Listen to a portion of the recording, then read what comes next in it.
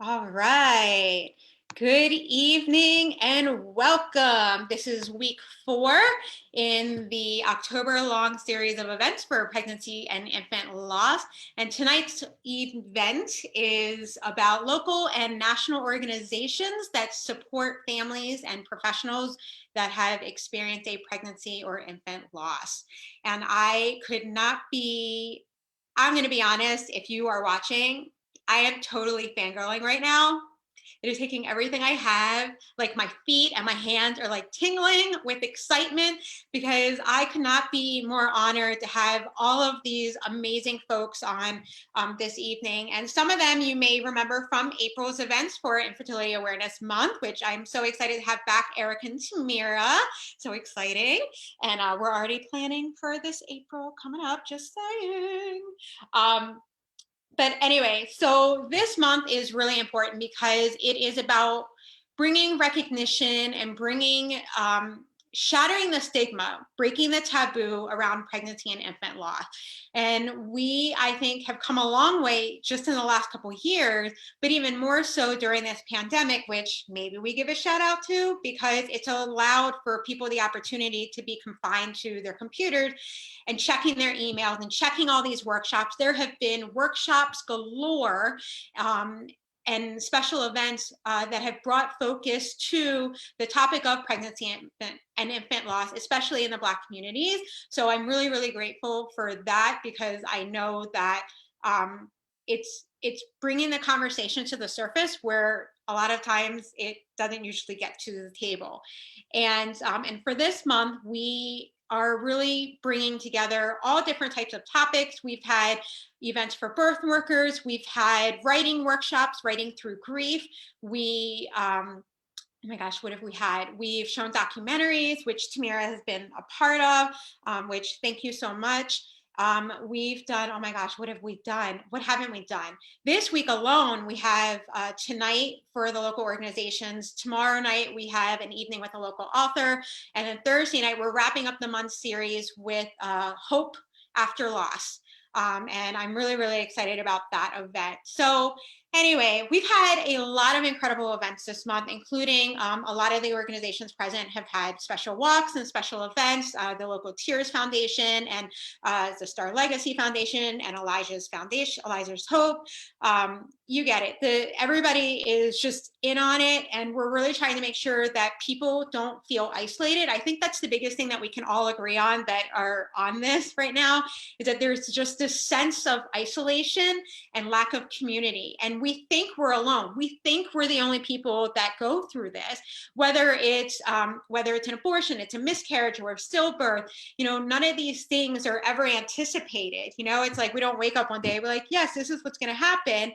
And then all of a sudden you're like, wow, I think this is the only, I haven't heard anybody talk about this before. Like, I think this is the only story. And then little do we know that really 1 in 4 people experience loss. And I think that, all of the organizations present are working really, really hard to make the conversation a normal part of conversation and not something that needs to be kept behind closed doors, and that we're bringing it to the forefront. So, I really, really am so grateful. I know everyone on this event has had a very busy month, no doubt about it, especially with all the groups that you're doing, the special events you're hosting, the walks you're doing, the workshops and everything. And so thank you so much for being a part of this event. So without further ado, I'm going to quit my yapping and I'm going to introduce all of these lovely organizations. Some of these are local and some of these are national, and that's kind of a big deal. I'm just saying. So I'm going to go in order of my screen. They're just going to share a little bit about themselves and about their organization. Seriously, I'm tingling, you guys. My hands and my feet are like pitter pattering. If you took my blood pressure right now, it'd be through the roof. Okay, anyway. All right, Erica, I'm going to turn it over to you. Oh, thank you. I am feeling the energy that's coming through the screen. I'll bring it down. I'll match it. My name is Erica McAfee. I am the founder and podcast host of Sisters in Loss.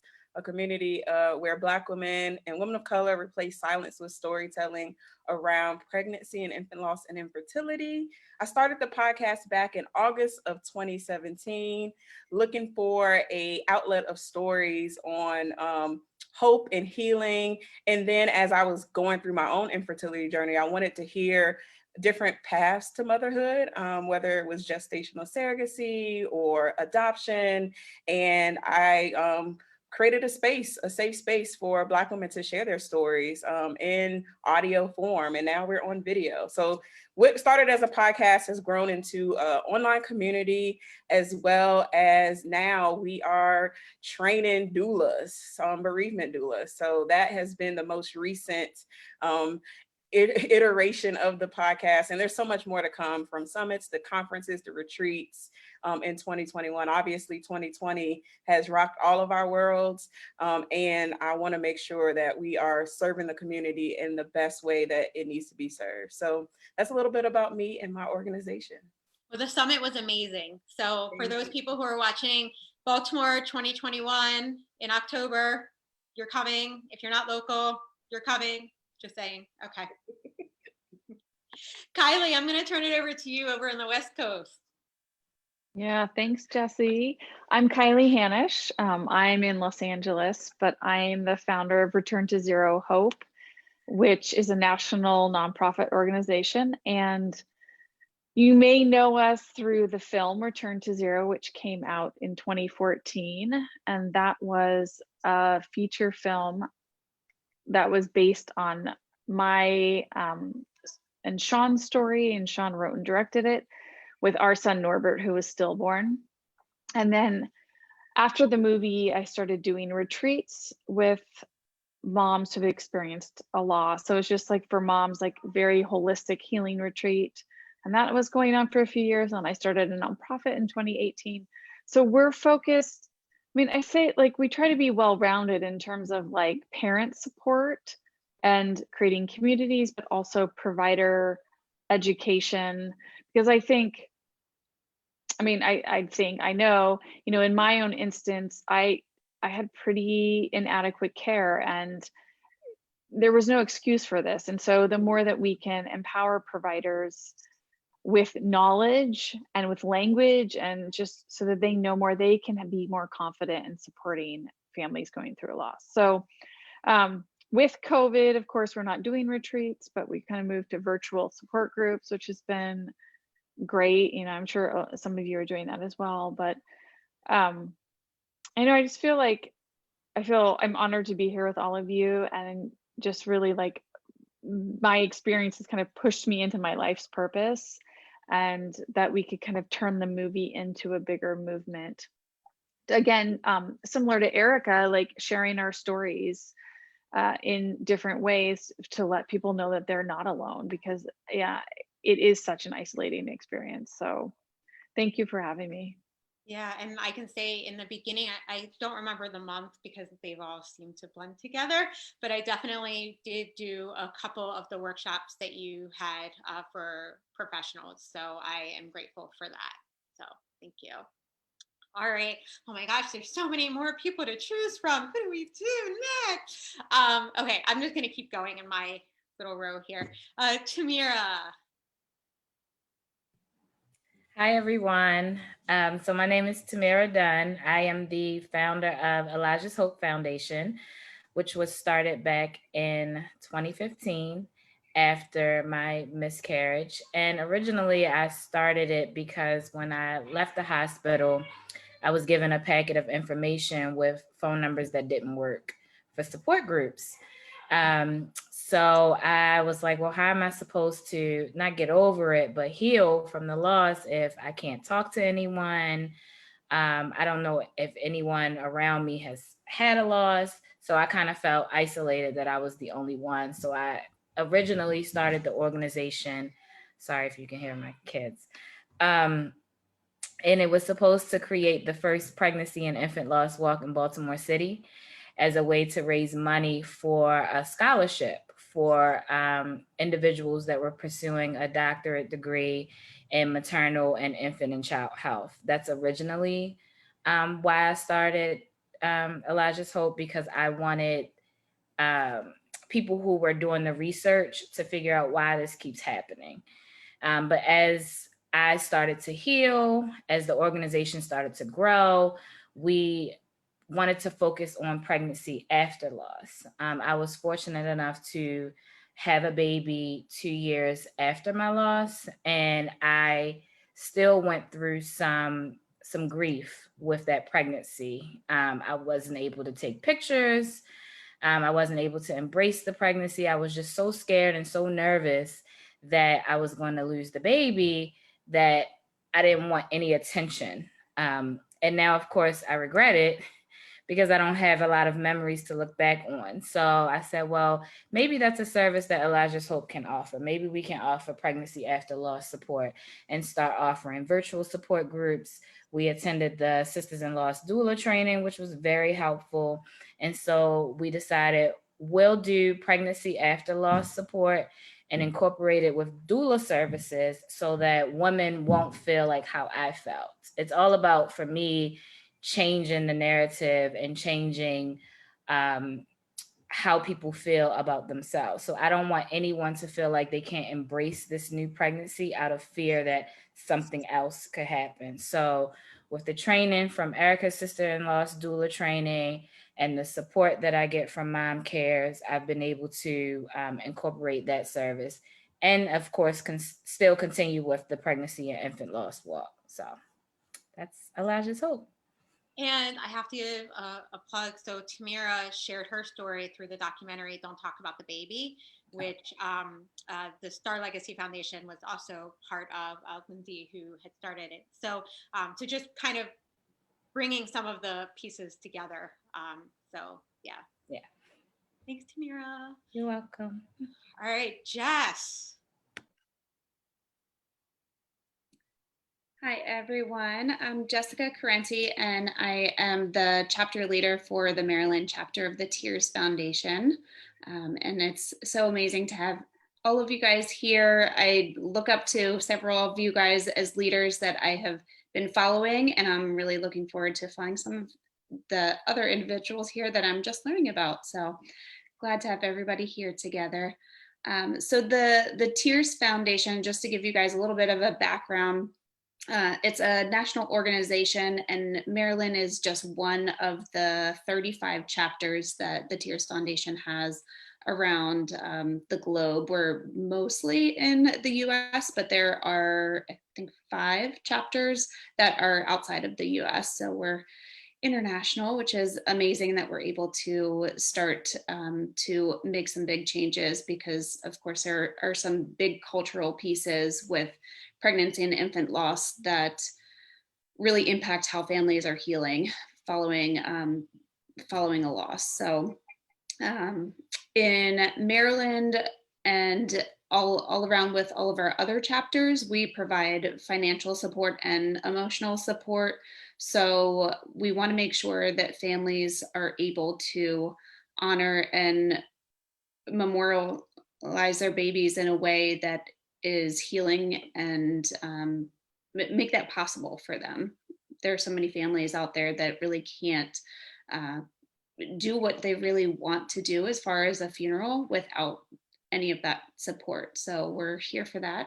And we are also here to make sure that families have support after their loss with peer companions and support groups. Once we are kind of freed up from this pandemic, we have some new support groups that are going to be coming to the Baltimore area with a sibling support group and parenting after loss. So we're excited to get those things off the ground once we're able to actually meet in person. So that's a little bit that's on the forefront. And just to connect things, Kiley, I was thinking of you when you were talking about the film, because a week or 2 after I came home from the hospital after my own stillbirth, I sat there and watched that movie. I don't know if it was equally like therapeutic, but it was very cathartic. I sat there and bawled my eyes out watching that movie, so fresh from my own grief. So thank you for making it happen. And it was healing, even though I was sitting there bawling my eyes out. Sometimes we need that extra little boost just to help with that, right? Yeah. So someone that I recently got connected with, which I'm so excited because she had a summit not too long ago, which was amazing and totally worth my Saturday. I just have to say that. So Sadija. Thank you, Jessie. And to all the ladies here, it's a pleasure to join you all. It's unfortunate that we're here, for this reason, but it's great to know again that you're not alone. And so I'm Sadija Smiley. I'm the founder of SAILS, Stillborn and Infant Loss Support, and our organization provides a platform of community mentorship, education, and advocacy to families that have been impacted by the loss of their baby before their first birthday. And so the organization was formed out of my own loss. My daughter, Aviana Celine, was stillborn at 36 weeks in 2003. And it took a long time for me to kind of talk about it, to really work through it. And what I noticed once I did come forth with my story and began talking to my family was not only did I go through this, but my family did as well. And they were so hurt and upset that they didn't really know how to support me. And so the organization focuses on supporting the parents, but also those individuals in the family around them, grandma, grandpa, the brothers and the sisters, aunts and uncles who really want to be there, but because they don't know how, they tend to pull away. And so we are starting support groups in 2021. We're excited to be able to provide financial assistance to help memorialize the babies because, again, with my own experience, my daughter was cremated. I didn't ask for her to be cremated. I didn't know she was going to be cremated. I didn't have a choice. It turned out to work for me because I moved around and now I have, cremation jewelry. I did what I could with what I had, but I didn't have a choice. And so the organization really is to make families aware of what their choices are, what their options are, should they decide to memorialize the baby. So thank you, Jessie, for this platform and pulling us all together and letting everybody know what resources are available. And we're based out of here in Laurel, Maryland. Okay. And I do definitely want to give a shout out to your Born in the Silence, the conference or the summit that you had, because the speakers were so profoundly necessary and needed, especially like the authors that you had brought in and just the panels. And I know that Star Legacy had representation on that, and it was just, I got a lot out of it. Actually, all of you, I get a lot out of everything. Okay. I have books among books with notes of like everything that I've attended for all your stuff. So yeah. Okay. Anyway, Molly. Hi, and thanks, Jessie, for giving us an opportunity, as just kind of echoing some sentiment there about bringing us together. I think that we all admire each other's work and the different aspects we bring to this space. So it's just really important to again kind of refresh, to hear what we all bring to the space. I think so. Molly Bacon. I'm the vice chair of the Maryland chapter of the Star Legacy Foundation, and similar to the Tears Foundation, it is a national foundation. A nonprofit comprised of a community of health professionals, families, friends who have experienced a loss. And in 2018, a few local families, we started a chapter here in Maryland. So still rather new, but it's been important and healing to have a local presence ourselves. And for those not familiar with Star Legacy Foundation, really focused the mission around 5 pillars, 5 main areas. So it's research, either helping to fund research around stillbirth and perinatal loss, or also participate in research. Education, so we have continuing education for health professionals, also brochures and educational materials that are available for free on the website. Advocacy, awareness and also family support. So, as many mentioned, there are some support group sessions that are provided for families around various topics from, as Sadija mentioned, grandparent groups to parenting after a loss, bereaved parents. So different topics at different times to be able to cover that as well. And so in 3 days, as my first daughter, Aoife, was stillborn on October 30th, 2013. And I have a public health background, and I was still shocked that being in a public health background, I had no idea that this was still a thing, so, and the fact that there were just no answers, and it just felt so unacceptable. So I was really drawn to the Star Legacy Foundation for that, for the reason of the research and education piece of it.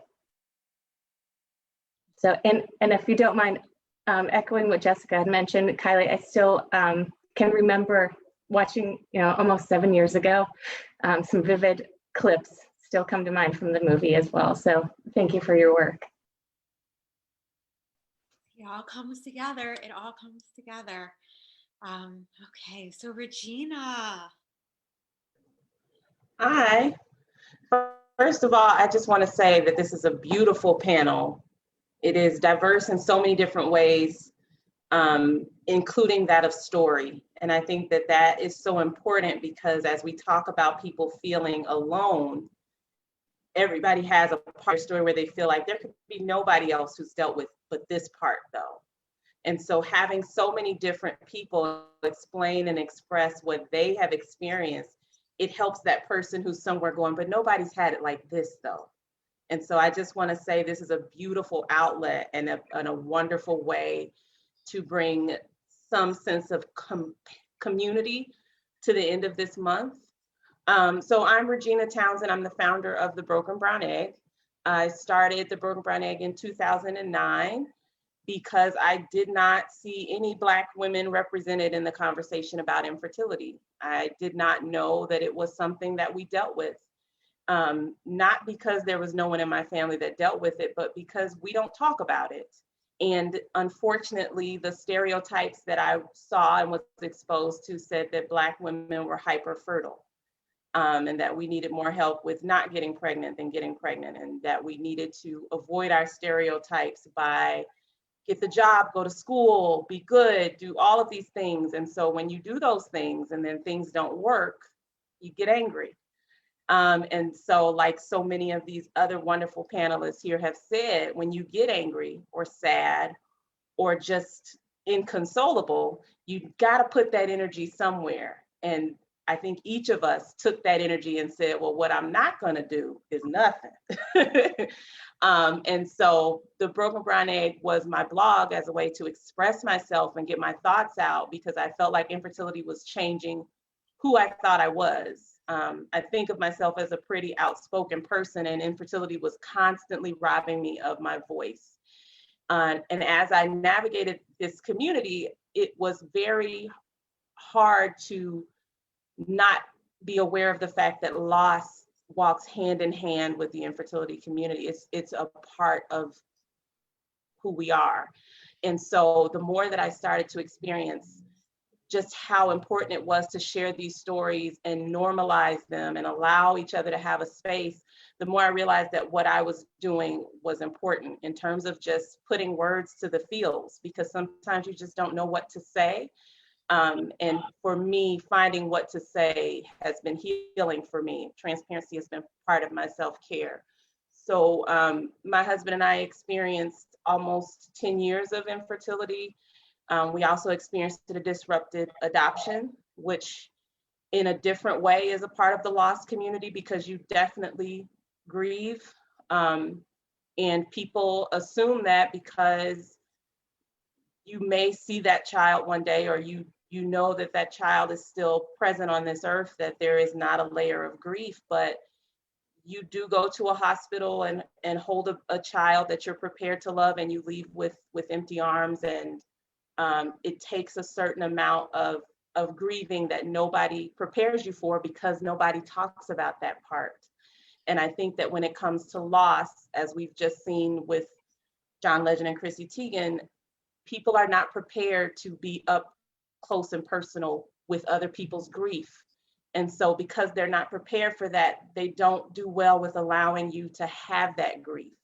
So the more we talk about it, the more we normalize it, the more we give each other space and permission to be sad, to grieve, to mourn, to remember, the more that we'll be able to see people walk through this with some strength and feeling like a community is holding them up.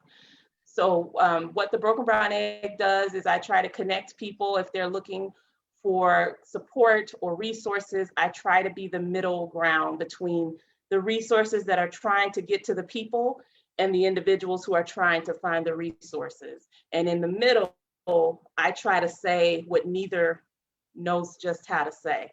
And we have a Facebook-based support group called the Shell Shocked Group. And I also do Real Talk Tuesday. So when there's something that you want to say that you feel like, well, I can't post it on my Facebook because then that family member who I'm talking about will know it's me talking about them. I let people send it to me and I'll post it on your behalf, and I will be a voice for you and stand in the gap for you when you feel like no one else can. I think that's definitely visible by the work that you do on social media. There's a lot of that, and people connect and are so drawn to that. Wow. So thank you guys all so much for going into details about, the work that your organization does. So when we talk about resources, it's funny, I just had it in my head and I just drew a blank. How funny that happens. Cue the embarrassing background music. Jessie, can I make a comment? Yes, please. Maybe I'll. So it was just to piggyback off of what Regina said about the grief about adoption. So I just wanted to say that that's very true, because before I became a mom to my rainbow baby, I became a foster parent.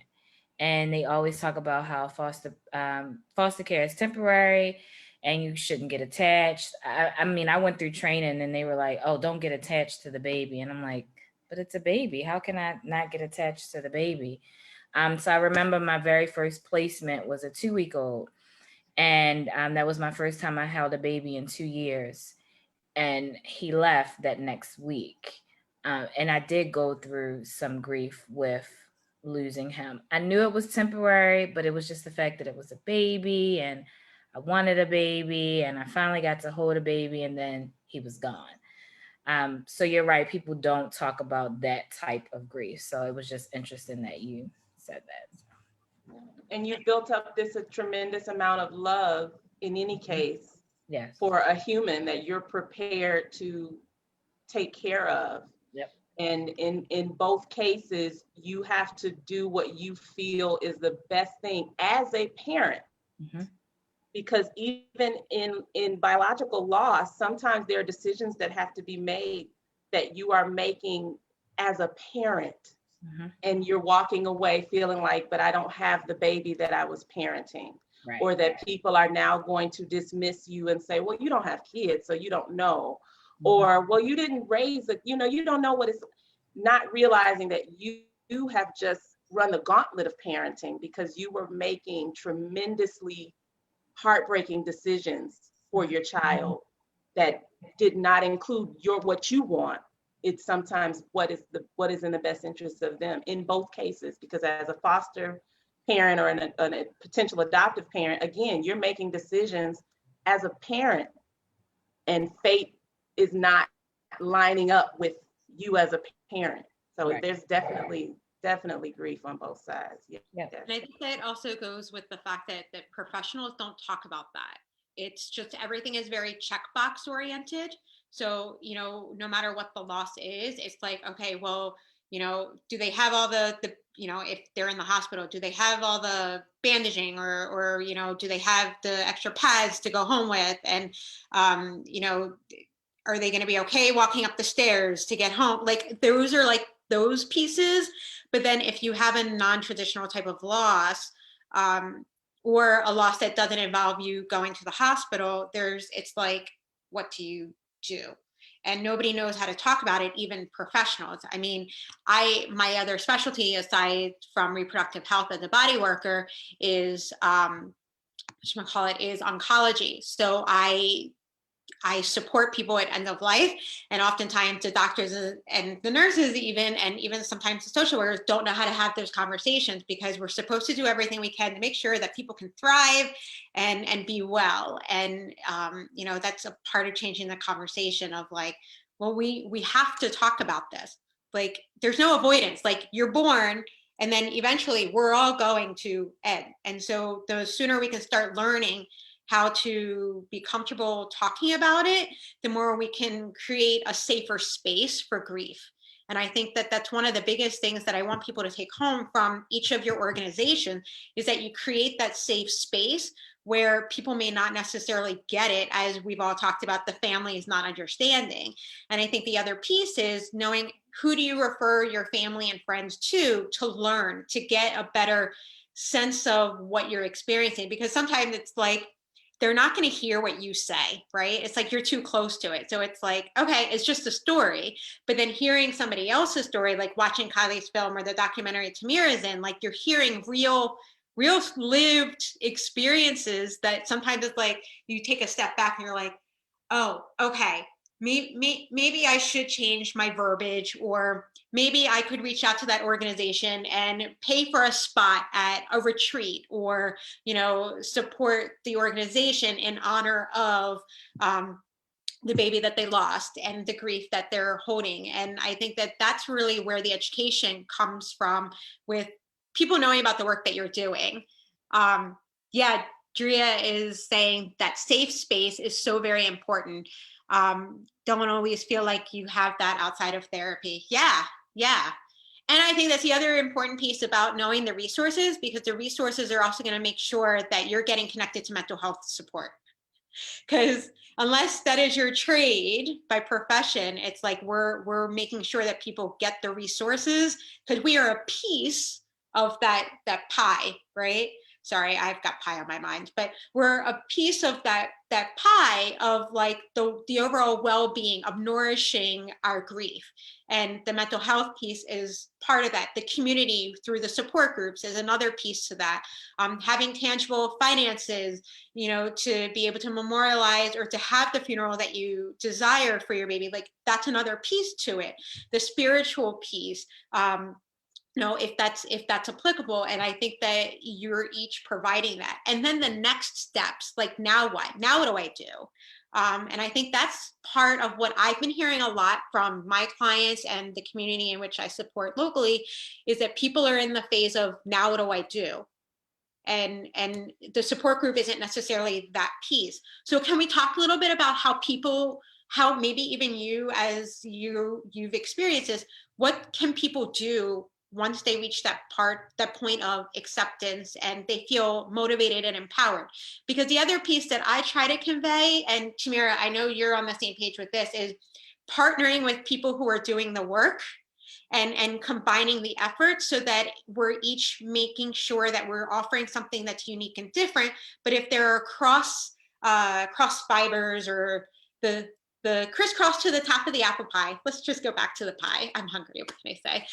You know, bringing things together of how we can work on together. Because I know, like, for example, we'll go back to Tamira, just because Tamira and I have had so many conversations, and I know the work that she does locally, you know, working with mom cares on the NICU support and with the rainbows after the storm. And I know that that's a collaborative effort that has taken place. And I think that that's a piece that is so important. So going back to my original thought, so what are the next steps? Like, how can people take their grief and their power and like get involved with your organization? Like, what can their role be, if that is such a thing with your organization, which I feel like you all have ways of getting people involved. So what does that look like? I'm not going to pick on people. Just go ahead and say whatever you want to say. So I think from my experience with working at Roberta's house and the Hope Project, and then doing Elijah's Hope, when a mom starts to reinvest into their new reality and start to heal, we recommend, well, a lot of moms want to honor the baby. So that doesn't necessarily mean they want to start an organization. It may mean that they want to come back and volunteer with the Hope Project or volunteer with Elijah's Hope. Or it may mean that they start a business that has nothing to do with pregnancy and infant loss, but it's named after their baby. So I think it just depends on where the mom is in their healing and in their life and what it is that they want to do. Maybe they don't want a business at all, but they want to travel more. It's all about whatever their goals are and trying to help them accomplish their goals. So I think that it just depends on the person, but I do agree with partnering. So like you mentioned with Mom Cares. So even though we're doing doula support now, I want to focus on moms who are pregnant after a loss. And then Anna, who's the executive director of Mom Cares, she does high risk and NICU. So we both know that we're doing doula support, but she knows that if she gets a mom who's pregnant after a loss, Tamira knows more about that than me. And if I get a mom who's high risk, Anna knows more about that. So it's okay to start an organization, I think, in memory of your child, or even to reinvent the wheel or duplicate services, but just know that if it's an area of expertise for someone else, that it's okay to let that person have it, and it doesn't mean that it diminishes you in any way. So, Erica, I think you were going to say something.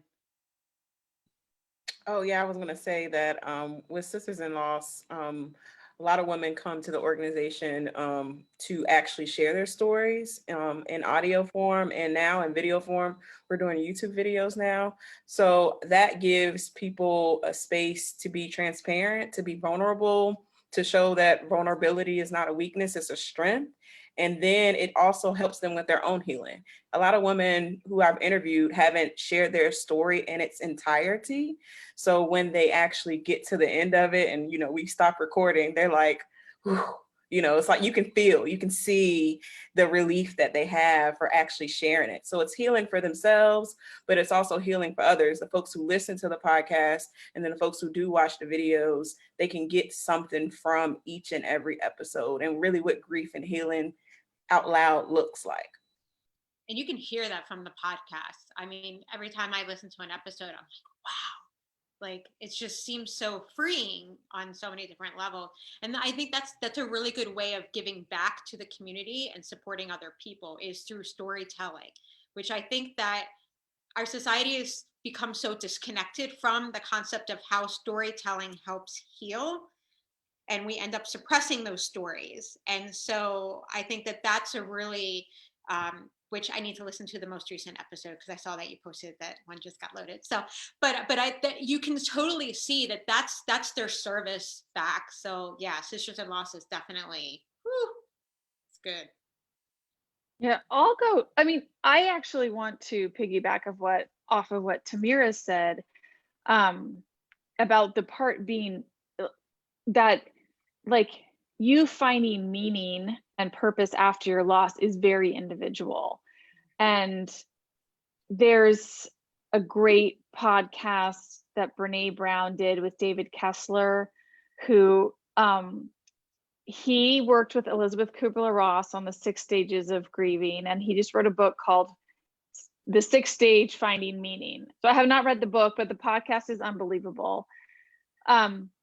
But also, like, with Return to Zero, we started the Luminary Program, which is an ambassador program.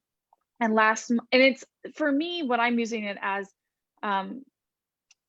it is volunteers, but it's more of like a mentorship program, like people who want to do things, but need some guidance and need some community around it. But last month, this is exactly what we talked about, is that, you have to figure out your why. So if you haven't watched this Simon Sinek's TED Talk, The Why, figuring out, like, what's your reason. And for most of us, it's because our baby died, but even going deeper than that, what part of your experience is fueling what you're doing?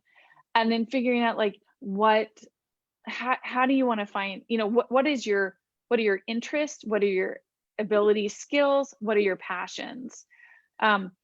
And I would agree also, like, you don't need to start your own thing. It's really hard. I mean, I'm sure everyone here will like acknowledge that it's really hard. So is someone doing something that you're like connected to their mission, the way they do things, and can you do a project within their organization or something like that? And I think that, but I just agree with the, like, you have to figure out what is right for you, and what's right for you is not necessarily what's right for somebody else. And try not to compare yourself or like judge yourself and that type of stuff.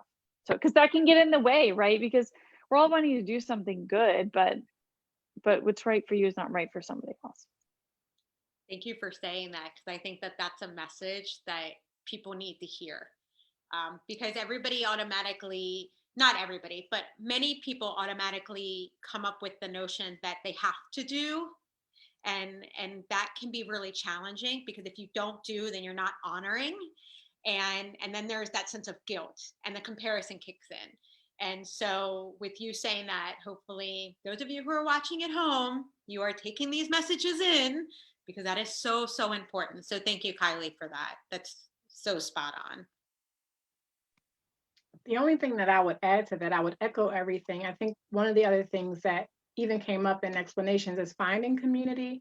So when you say what's next, like, we've isolated ourselves in this situation. We may have watched a movie or read a book and, tried to pray and heal ourselves. But once you get to a point where you're ready to tell your story, you're ready to, go to a support group, it's important to connect with other people that have been there, that may be a little further out, because it shows you that, there is life after loss, there is joy in this. And when you can connect to someone who may be further along, you can see that, okay, I can get there too. I will get there. It's not, sometimes when we go to support groups, you can get connected to people who are right where you are. And it's really, really hard to see what's next, to see what's after this. So if you have people in your circle and you're able to reach beyond that to connect to people who are a little further down, it gives you something to reach toward, right? It's just like they say, there should be someone smarter than you in your circle. There should be someone that has more money, something that you can aspire to. So connecting in that community to someone who's a little further along than you kind of gives you that hope and that motivation that you will get through it. It's going to be all right. Yeah. And that's so great. I'm so glad that you and Kiley both talked about like that mentorship aspect of it, because some people do need that hand to be held and to be like, you are going to get through this, and you're not going to be alone, and I'm going to be there to pick up the phone and support you. I think that that's so, so important. And that goes to the community. Okay. Of course, they're going to start barking at the end. Yeah, and I think that like what Molly was talking about, like why you got involved with Star Legacy is because your background, kind of your professional background, led you to that. So that would be like a really great opportunity for people who want to get into I don't want to say, I hate referring to people as statistics, because I think we sometimes don't want to be another number. Nobody wants to be another number. Everybody wants to have their own identity, their individual identity. But I think when our experiences can contribute to how the conversation can be shifted and what can be done differently from a care provider perspective, that's really what I think 2020 has been a lot about, is how can providers be better people, just better humans in general, and then how can providers be better professionals, right? It goes hand in hand. And I think that when we have more information, the providers can shift the way that they provide care and do better with education and empowering families in different avenues, I would say, I think. I would also say, Jessie, I think that, yes, definitely in terms of the providers and things like that, but I will also say going through these experiences, it also gives you a little bit that you can take into whatever field you're in, and it can change it for the better. So professionally, I'm a youth librarian. And so if you're in a position where you are who, orders the books for the library, you can now be thinking, We should have books about sibling loss. We should have books about miscarriage. We should have books about grief. We should have books about infertility.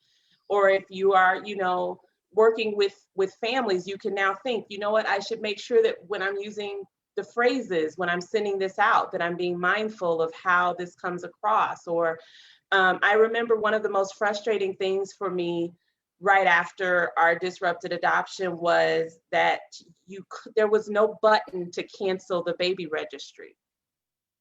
And I thought, nobody thinks about what happens if there's a loss. I have to call to have the baby registry taken off so that I don't randomly get gifts to a house for a baby that's not here. Those kind of things, someone who has no context wouldn't even cross their mind. They'd just be like, well, of course, you know, it'll expire when it expires. But there's no thought for, well, if things don't go the way that they're expected to, how do we give people a dignified out? How do we give people a dignified release without, you know, overstepping? There was also things like I would get Shutterfly or, you know, I'm just naming things, but I would get random things to my inbox because you're just in the cycle. But when you have the context and you work for those kind of companies, you can now be mindful when you're making decisions about how we're going to do our mailings, how we're going to do our collections, how we're going to do our media, what we're going to have in our ads, because you have the context. So I think that's the other beautiful thing when you try to look at what beauty you can take out of loss, is that you now have a compassion that you can take and change an entire industry in whatever industry that is that you find yourself in. Yeah, most definitely. Yep, and even going off both of those, I think that just being your own self-advocate. So we talk a lot about the providers, but hopefully things are getting better. But if we all have had a similar experience where we haven't had a great experience in educating the patients, being able to educate yourself, and for subsequent pregnancies, being able to know what you need, and if you're uncomfortable and you have an instinct to be that advocate for yourself, and to know that there are people and there are groups that are supportive of that as well, so you don't have to feel alone, but you still can feel empowered. I think that's probably the biggest common theme amongst like all the organizations is the advocacy piece. I think also the community piece of it as well.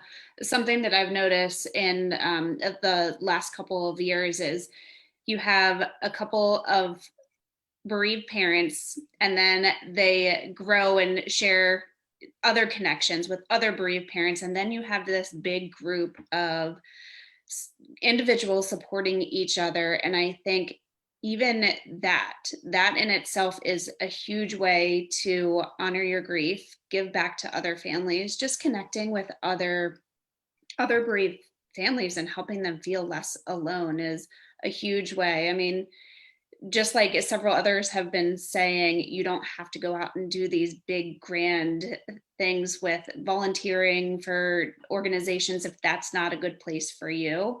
It will be a wonderful place for some people, but that's not always a great fit for every individual. So the community piece is something that I think of when I think of bereaved parents. I mean, I think any bereaved parent, when they start talking to another individual that is a bereaved parent, you automatically have this instant connection and understanding. So that's one other piece that I would add to it that is an amazing way to just give back and honor your child just by connecting with others. So I kind of want to bring it back in because we're coming up on an hour already. Man, this is such a great evening. What do you each have that's coming up that people should know about? Or if you have something that's consistently happening, what can they expect to see if they check out your website or your social media platforms? I know you all have stuff going on. Don't be bashful. I feel it's like we're just getting through the month and it's like, I don't even know what's coming next. I have my calendar open, so that's how I know what's coming up. I don't know. What even I can is start. time Oh, this year at this point? What even is, it's a construct at this point. Go ahead, Molly. sorry. One thing, look, I even have our brochure here. Got a little wrinkled, but one thing we do have that's constantly rolling is our pregnancy research project. So it's enrolling women who are pregnant or currently pregnant or have had a loss.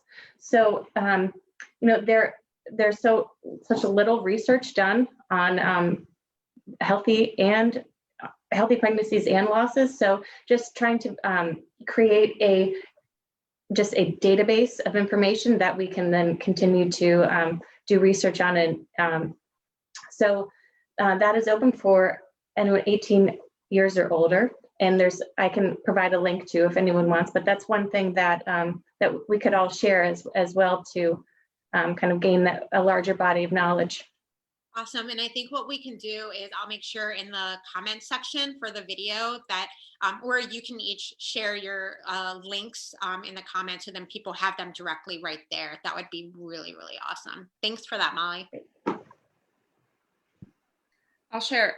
We have a consistent support group going on every month. We have for our parenting or our parent support group for pregnancy and infant loss. It's the fourth Wednesday of every month. And we started with just that one and we're adding an additional support group. So now we're going to have one every 2 weeks. So that's something that's ongoing throughout however many months we need to stay virtual until we can go back into our in-person support groups. And we also, with the Tears Foundation in Maryland, have a private support group on Facebook for termination for medical reasons. So I know that individuals who go through that type of loss often feel very isolated and judged, and I don't really feel like there's a fit for them and a place for them to really get that support in a non-judgmental way. So we have that group for any individuals that are seeking that kind of support. We are here for all of those families as well. So those are the two ongoing things that we have. We just had our big events the end of the summer. So we're just sticking with our little events for the next couple of months. Well deserved. For us, if there's anybody here locally in the Baltimore, Washington metropolitan area, tomorrow at noon, actually, we will be donating a cuddle cot to Greater Baltimore Medical Center.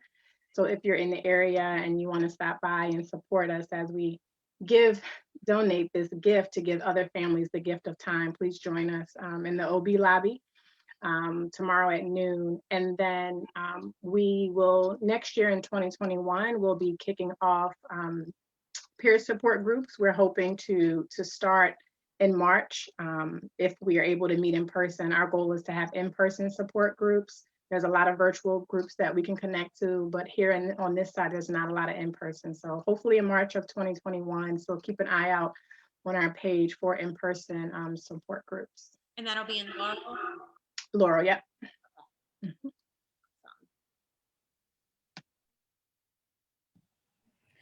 So for Sorry. For Elijah's Hope, we had our virtual walk on Sunday and we're gonna continue it to Saturday. So we are still taking people who would like to register, sign up, walk, run, all that I stuff. gotta get my miles in. I was massaging all day, so working on it.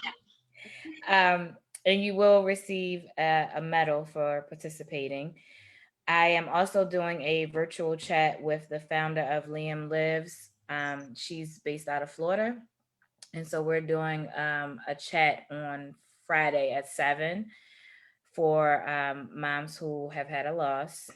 And hopefully we'll be able to start our Rainstorms to Rainbows Pregnancy After Loss support group back up in 2021. So it'll probably be virtual while COVID's still going on, but definitely face to face once COVID's done.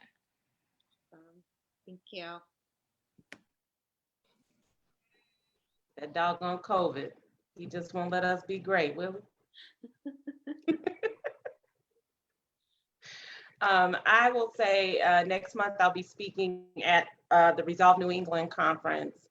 And really what I've just been doing consistently is just trying to bring light to some of the conversations that are affecting women of color and people of color who are facing infertility and loss and reproductive health and justice issues, and trying to bring light to how all of these things are connected, including mental health, and how the more that we talk about these things and shed light on these things, hopefully the less stigmatized they'll be and the more support people will know that they have. So I really try to share what other people are doing. So if there are things that any of you are doing that you'd like me to share, just tag me. I try to share things every day, either through my stories or directly on my page or on my site. So those are the main things that I'll be doing. Thank you.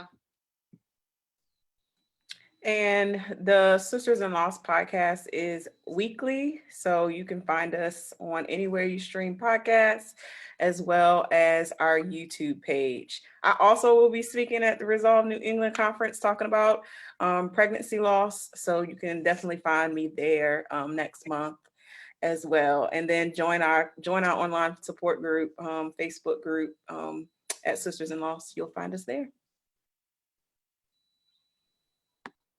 And even though I don't know what day it is anymore, but I would say, first of all, go to our website. I'm very proud of our website. There's a lot of really good information on there.